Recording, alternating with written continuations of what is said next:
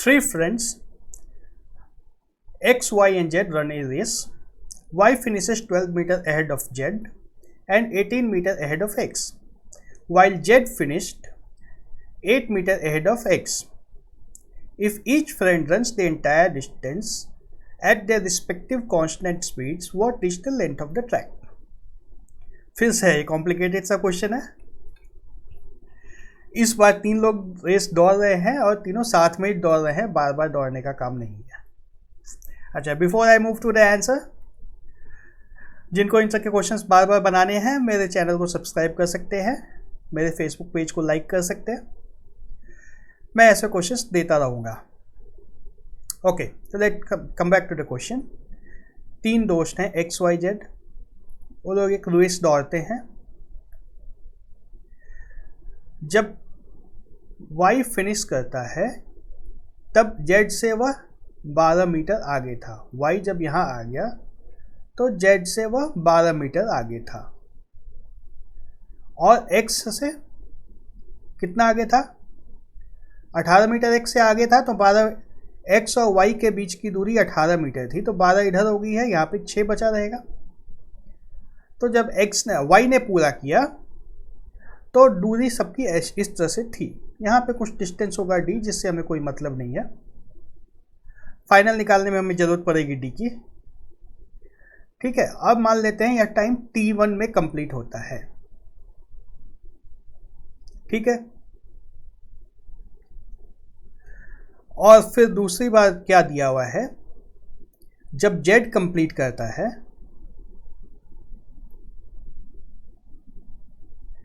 जब z यहाँ पे पहुँचता है तो x से उसकी दूरी थी 8 मीटर, x 8 मीटर पीछे था। ठीक है, यह दूरी कुछ रही होगी, यह d नहीं होगा, अब d से तो कुछ बदल गया है। इसको मान लेते हैं हम लोग t2 टाइम में इतना होता है। ठीक है, अब इन दोनों के बीच में क्या हुआ, इस इतनी दूर के बीच, इतने समय के बीच में क्या हुआ? z ने कितनी दूर तय किया है? 12 मीटर तय किया है। x कितनी दूर तय करता है? x को जाना था 18 मीटर, लेकिन उसमें 8 कम जाता है, तो x चलता है 10 मीटर और y चलता है, z चलता है 18 मीटर 12 मीटर। ठीक है ना, इन दोनों के बीच में हम लोग कंपेयर कर रहे हैं। z यहाँ से यहाँ पहुँच गया है, यहाँ से यहाँ पहुँच गया है 12 मीटर चल के, और x जिसको कि 12 और 6 18 मीटर जाना था, 18 में से 8 मीटर कम चलता है, 8 मीटर पीछे ही था, तो 10 मीटर चलता है। ठीक है, तो अब x की स्पीड मान लेते हैं हम लोग। हम लोग तीनों की स्पीड x, y और z मान लेते हैं। x की स्पीड x है, y की स्पीड y है, z की स्पीड z है। ठीक है, कोई दिक्कत नहीं है इतना मानने में। तो अब ये काम जो हुआ है इस दोनों के बीच में कुछ समय में हुआ है, मान लेते हैं वो t सेकेंड में हुआ था। इधर मैंने t1 और t2 लिखा था, इसको t मान लेते हैं। t सेकेंड में x इतनी दूर चला है, y इतनी दूर चला है, तो स्पीड x की क्या होगी? स्पीड होगी डिस्टेंस बटा टाइम। डिस्टेंस है 10 बटा time is equal to x, और z का क्या होगा? डिस्टेंस है 12 बटा time is equal to z। दोनों की स्पीड आ रही है। यहाँ से हम लोग x और z का रेशियो निकाल देंगे। x और z का रेशियो निकाल देंगे। x और z कितना आ जाएगा? 10 बटा 12, 5/6। ठीक है, x और y का स्पीड इस रेशियो में था। स्पीड नहीं आई है, ये सिर्फ रेशियो आया है। ये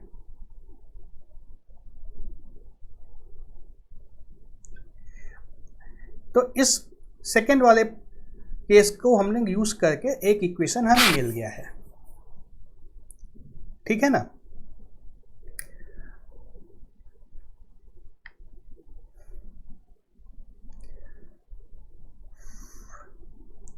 तो यहां से हम लोग क्या कर सकते हैं, x की स्पीड क्या आ सकती है? 5a, और y की स्पीड क्या आ सकती है? 6a, सॉरी जेड की स्पीड है यह, x की स्पीड 5a आ जाती है, z की स्पीड 6a आ जाती है। अब इस इक्वेशन में हम लोग दोनों को सब्स्टिट्यूट करेंगे। टाइम t में दोनों t1 टाइम में दोनों कितना चलते हैं। t1 टाइम में x कितना चलता है 5a गुना t1, वह किसके बराबर है, total distance minus 18, total distance minus 18। और y t1 टाइम में कितना चलता है 6a गुना t1, जो कि है टोटल डिस्टेंस माइनस 12। ठीक है ना। अब इन दोनों का हम लोग फिर से रेशियो लेते हैं।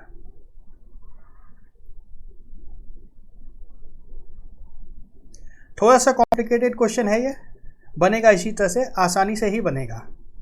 तब हम लोग क्या देख रहे हैं, 5a into t1 by 6a into t1 is equal to d minus 18 divide by d minus 12। अब हमारा a t1 कैंसिल हो गया, a t1 कैंसिल हो गया, यहाँ से कितना आएगा 5d minus 60 is equal to 6d minus 108। यहाँ से d निकाल सकते हैं हम लोग, 5d इधर चल जाएगा तो बच जाएगा d, और 108 इधर आ जाएगा, 108 माइनस 60 बराबर 6d minus 5d। This implies d is equal to 48। आया, ज़्यादा कॉम्प्लेक्स हो गया। हमारा ऑप्शन आ गया बी। अगर समझना है तो मैं एक बार फिर से बता देता हूँ, पूरा क्लियर करके फिर से स्टार्टिंग से एक बार बना देता हूँ मैं। ध्यान देना, यह क्वेश्चन अगर बन जाएगा तो फिर इसके कोई क्वेश्चन ऐसा नहीं बचेगा इस चैप्टर का जो नहीं बनेगा। इस क्वेश्चन में अब सारे कॉन्सेप्ट्स लग गए हैं, इसमें कुछ नहीं बच गया इस क्वेश्चन के बाद। अब स्टार्टिंग से मैं फिर से बना देता हूँ डायग्राम। हमें क्या दिया है, जब रेस स्टार्ट हुई सबसे पहले क्या होता है कि y जीत जाता है, उस समय z और x दोनों पीछे रह जाते हैं। z और y के बीच की दूरी 12 दी हुई है, x और y की दूरी 18 दी हुई है, x से y की दूरी 18 है, तो 12 इधर आ गया है, यहाँ पे 6 बचेगा। ठीक है ना। और दूसरे पार्ट में क्या दिया है कि जब z पूरा करता है रेस तो x से उसकी दूरी 8 मीटर थी। तो यहाँ से यहाँ आने के क्रम में क्या हुआ है, हमारे z ने चला है 12 मीटर, z 12 मीटर दौड़ा है, यह 12 मीटर की जो दूरी थी इसने पूरी कर ली। x कितना चला है, x को टोटल 12 और 6 18 जाना था, उसमें से 8 नहीं जा पाया है, x 10 मीटर ही गया है, 18 में से 8 बच गया है, तो x 10 मीटर ही गया है। x जब चला है 10 मीटर। ठीक है, टाइम दोनों का सेम था, तो यह स्पीड का रेशियो आ जाएगा, स्पीड ऑफ x बटा speed of z is equal to 12/10 is equal to 5/6। ठीक है, तो हम लोग स्पीड ऑफ x क्या मान सकते हैं 5a, स्पीड ऑफ z क्या मान सकते हैं 6a, a हमें पता नहीं है। क्लियर है यहाँ तक? ध्यान से समझना, धीरे धीरे समझना, समझ में आएगा।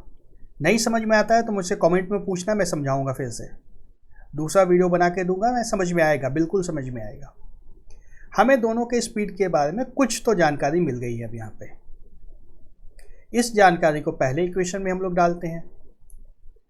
पहले इक्वेशन में कैसे डालेंगे, 5a है स्पीड x का, तो x कितनी दूर चला है 5a गुना t, इस केस की बात कर रहे हैं हम लोग।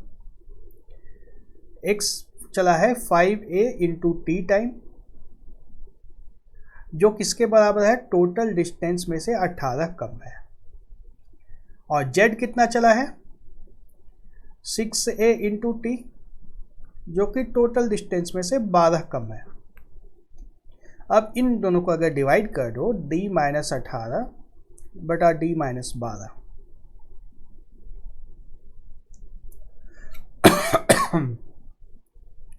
Five A T divide by 6a t, a t हमारा कैंसिल हो जाता है, बच गया 5/6। अब 6 से इधर मल्टीप्लाई कर देंगे, 6d minus 108 equal to 5 times d minus 12 हो जाएगा, जो होगा 5d माइनस 6t। अब 5d इधर आएगा, 108 इधर जाएगा, तो क्या बच जाएगा d is equal to 108 minus 60, जो कि आ जाता है 48 मीटर। Option B. समझ में आया? अब तो नहीं समझ में आया तो मैं फिर से बोल रहा हूँ, मुझे कमेंट करना, मैं समझाऊंगा।